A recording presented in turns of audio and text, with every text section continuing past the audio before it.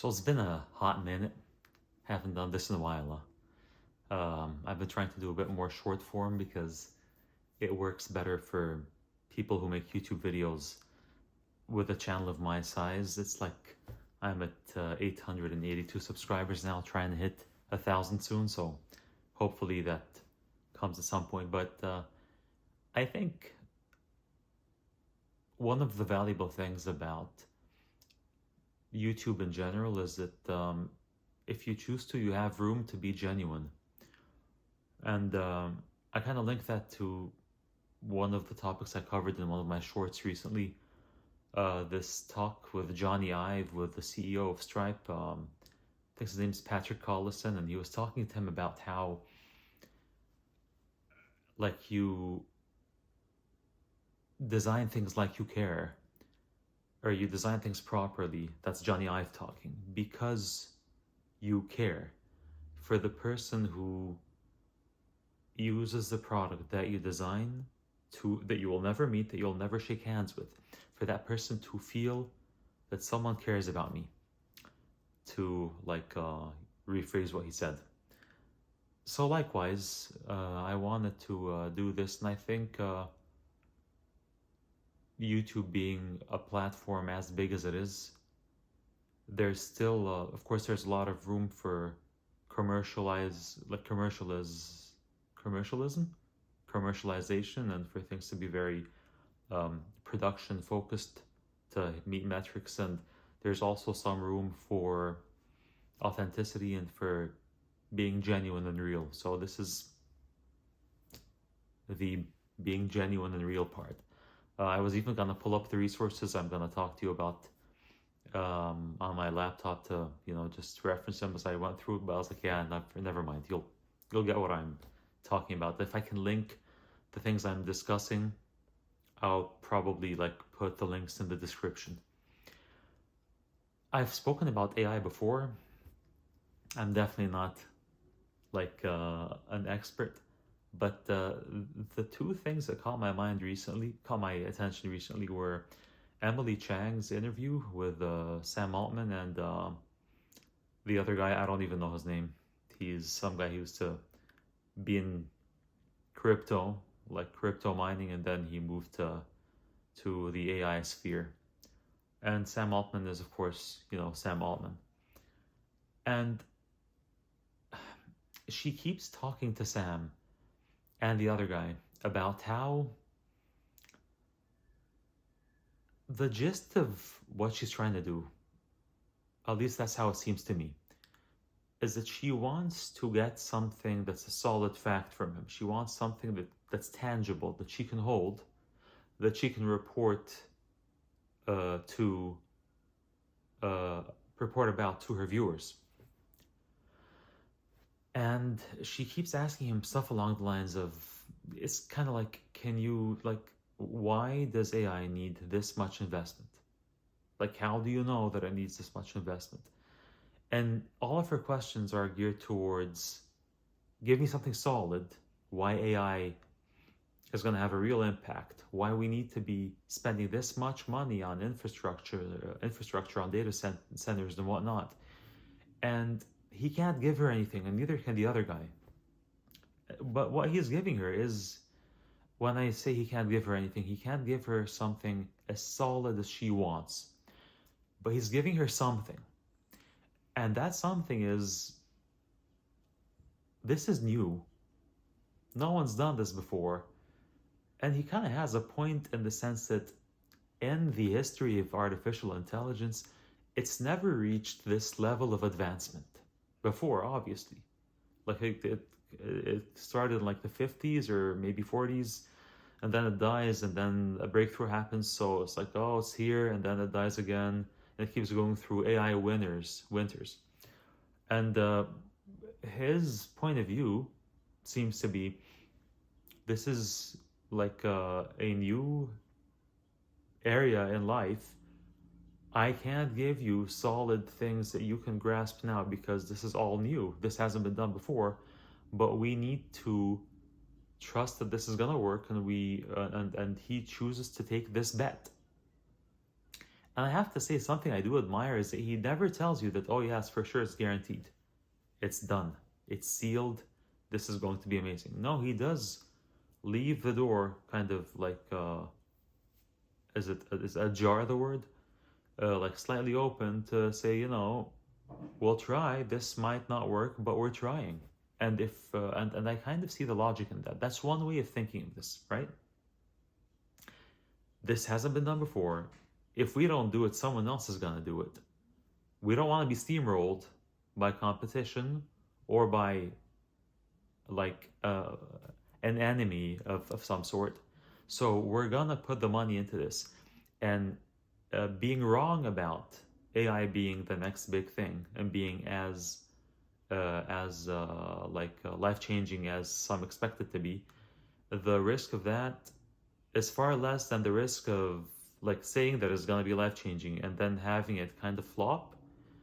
That risk is way less of an issue than saying that it's not real and then having it really become life changing and losing our place in the world and losing our edge in the world as as a nation.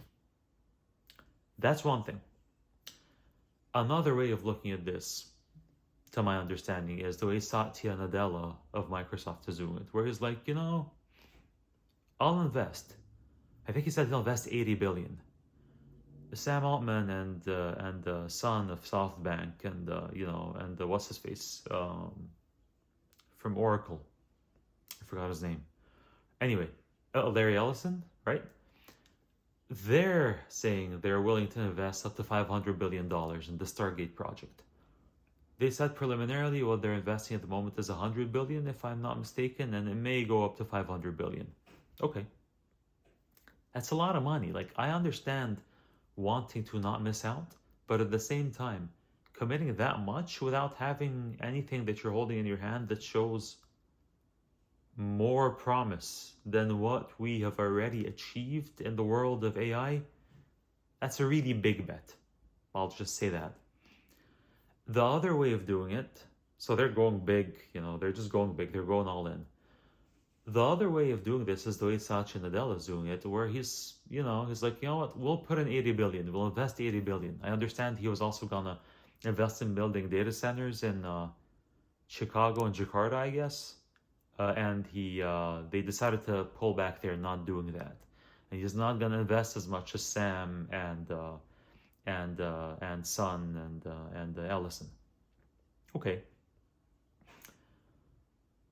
it's almost like he's thinking to himself, I see some advancement in AI as a science, but at the same thing, I'm not seeing in terms of profit. I don't think anyone's making profit yet. Hallucination is a problem that hasn't been solved, and from what I've been reading about, like, it can't be solved because of the way LLMs work by design. You can't solve hallucinations. So you're always going to need a human in the loop. Now, replacing some humans has already happened because it's already replaced some tasks that some people do. So if you have 10 employees, like 10 software engineers, 10 call center representatives, 10, I'm not saying these are similar jobs, I'm just giving examples, 10 of X job. And AI is able to do 30% of the tasks that every individual does. Sure, then cut 4 of those 10 employees or 5 or something, and keep the other 6 or 5 and make them do all the other bits that the other people that you let go were gonna do, because that 30% is now being done by AI. So you still need a human in the loop, you still need a human to check what AI is doing, etc. But it's already had some impact. So it's saving some employers money by allowing them to lay people off. That may continue for a bit. It may impact some jobs more than others. Perhaps jobs that are less regulated more than ones that are highly regulated. But you still can't seem to remove the human from the loop. So if there doesn't seem to be much promise more than that, and if you can't solve hallucinations, which it doesn't seem that you can, because of the way LLMs work by nature of how they work, then throwing more training data and compute power at it won't make LLMs work differently. They work the way they work. You're just giving them more information and power to do more of what they're doing. It won't change fundamentally how they do things. So you're not solving the hallucination problem. So the Emily Chang video was one thing that made me want to make this video. The other thing was, I think it was two articles. One in maybe on The Verge and one in the New York Times, I think. And I may be jumbling some information from both articles here, but they're talking about how, I think both of them touch on the fact that the newer AI models from OpenAI, and maybe from other companies too, it's not just an OpenAI problem. They hallucinate more, and that's just it's just a fact. They hallucinate more. So how has putting more money into this improved it? It doesn't look like it's improving it. That's why I feel that what Satya is doing is a prudent way of tackling this. Like, go easy. Don't he's kind of like, I'm gonna do this, but I don't want to go all in. And I can see why. Apple, that was part of one of the articles, they're saying that maybe they were right. Because, remember when all this started, everyone was saying AI, AI, AI, AI. Except for Apple. They weren't. They wouldn't even say the word AI. Like, they'd say, we're improving our photography using machine learning, blah, blah, blah. They might say machine learning, yeah, but not AI.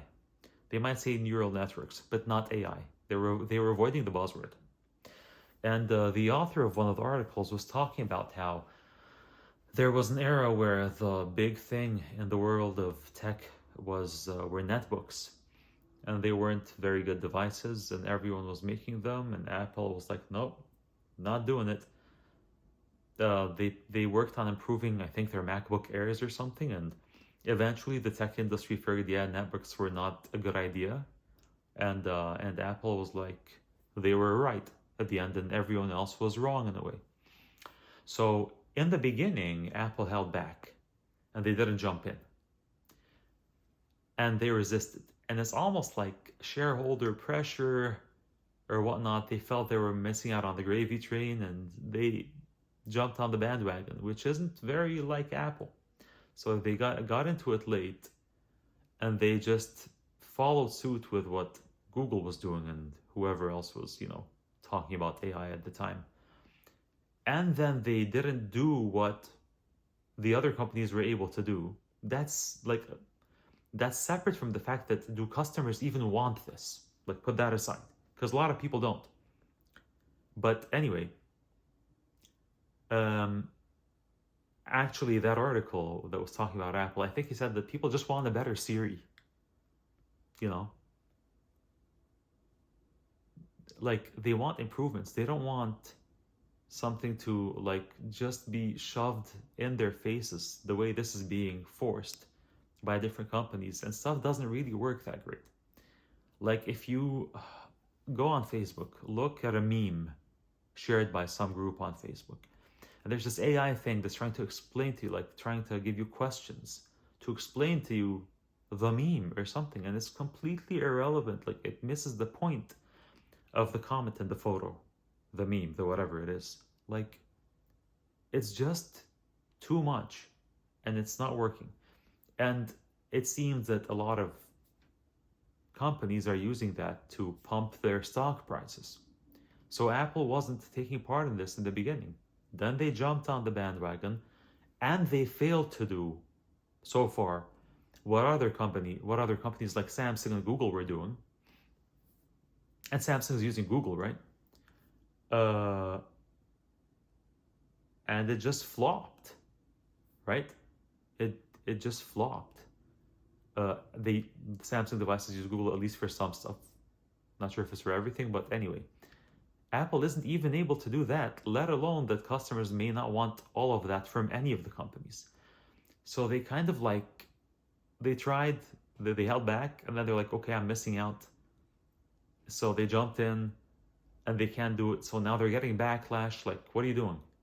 Right? Uh, so, like, there was also a researcher, I think, from the University of Washington. Her name's Emily Bender, if I'm not mistaken. And she was talking about how the point that I mentioned earlier, how, giving more training data and more compute power to LLMs, they're still LLMs. It doesn't help with the hallucination problem. And even the word hallucination makes it seem makes the AI models more human-like when they're not. They have no reasoning. They have no understanding. Even if you call it a reasoning model, it doesn't. It's just implementing calculations. It's it's implementing the math and it's finding the word that's most likely to come after the previous one.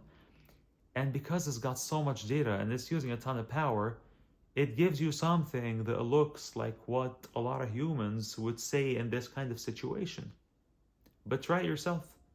It's going to give you, it's going to be helpful in some things, that's true. And sometimes it's just going to give you a really confident response about something which you know is wrong, or you go and check and verify it's wrong. And that says, yes, oh yeah, you're right, yeah, you're right after all, I was wrong. So you can't trust that for anything that's critical. One take and one of the articles I liked as well was that it was saying that AI may be used, even though it's flawed, in situations where AI giving you a flawed response that you can verify, like fact check for yourself, then reach the true proper answer.